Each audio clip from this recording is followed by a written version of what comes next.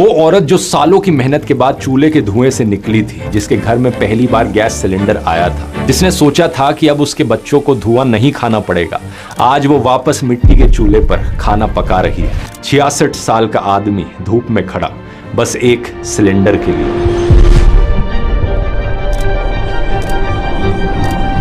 India में हर साल लगभग 3.1 crore metric tonne LPG consume किया जाता है। इसमें से 60% देश के बाहर से आता है, यानी इंपोर्ट किया जाता है। और अनफॉर्चुनेट चीज ये है कि 60% का 90% सिर्फ एक सिंगल पैसेज से आता है, ईरान और ओमान के बीच मौजूद स्ट्रेट ऑफ हॉर्मुज।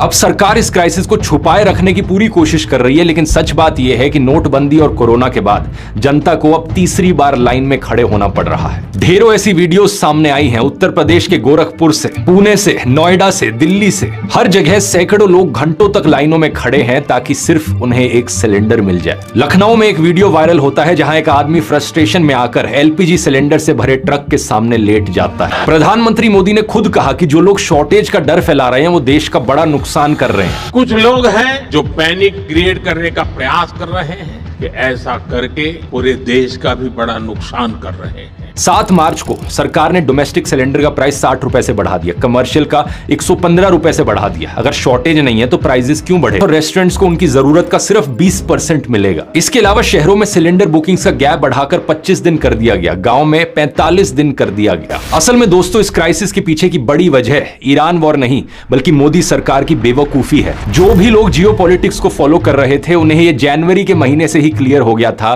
कि अमेरिका और इजराइल ईरान पर हमला कर सकते हैं, और ईरान पर हमला हुआ तो ईरान स्ट्रेट ऑफ हॉर्मुज बंद कर सकता है। कोई एस्ट्रोलॉजर की जरूरत नहीं थी इस चीज को प्रिडिक्ट करने के लिए। तभी से ही एक्शन लिया जा सकता था एलपीजी सप्लाई बढ़ाने का, दूसरे देशों से एलपीजी ऑर्डर करने का, लेकिन सरकार ने क्या किया?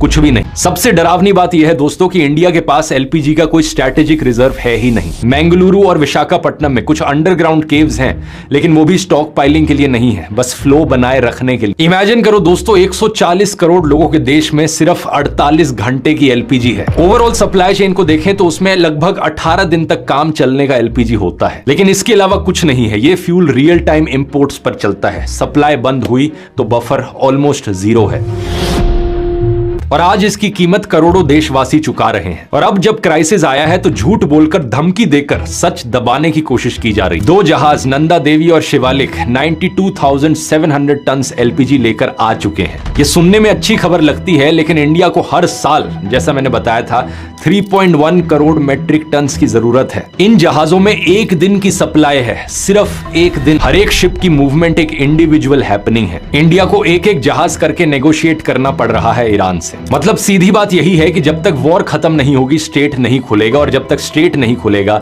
गैस नहीं आएगी। इसका रियलिस्टिक एस्टिमेट 4 से 8 हफ्ते और का है, और वो भी मिनिमम साइड। अगर आपके पास सिलेंडर है तो होर्डिंग से सिचुएशन और बिगड़ जाती है। एक एक्स्ट्रा सिलेंडर जरूरत से ज्यादा मत रखो। अनफॉर्चुनेट चीज ये है कि ये सारे सॉल्यूशंस टेम्पररी हैं, स्पेशली गांव में रहने वाले लोगों के लिए। रूरल इंडिया में इलेक्ट्रिसिटी अनरिलायबल है, वहां इंडक्शन काम नहीं करता, और यही इस क्राइसिस की सबसे ट्रेजिक बात है। वो औरत जो सालों की मेहनत के बाद चूल्हे के धुएं से निकली थी, जिसके घर में पहली बार गैस सिलेंडर आया था, जिसने सोचा था कि अब उसके बच्चों को धुआं नहीं खाना पड़ेगा, आज वो वापस मिट्टी के चूल्हे पर खाना पका रही है। यही औरतें इस क्राइसिस की सबसे बड़ी कीमत चुका रही हैं, और ये इसलिए नहीं क्योंकि गैस खत्म हो गई, बल्कि इसलिए कि जिन लोगों की जिम्मेदारी थी इस देश को तैयार रखने की, वो सो रहे थे।